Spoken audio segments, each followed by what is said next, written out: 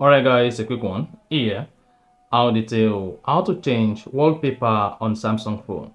So if at the end of this you find this offer informative, please don't forget to like and then subscribe. Now, to change your Samsung phone wallpaper, all you need to do is go ahead and open the settings application. So open settings. On the settings page, scroll down, locate and click on wallpaper style. Then you should say change wallpaper. Click on that.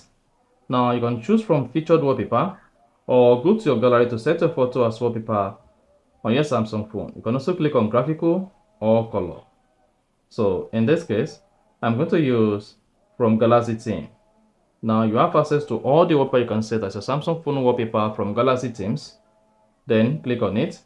Now you'll be prompted to set this as home screen and lock screen wallpaper. This depends on your choice.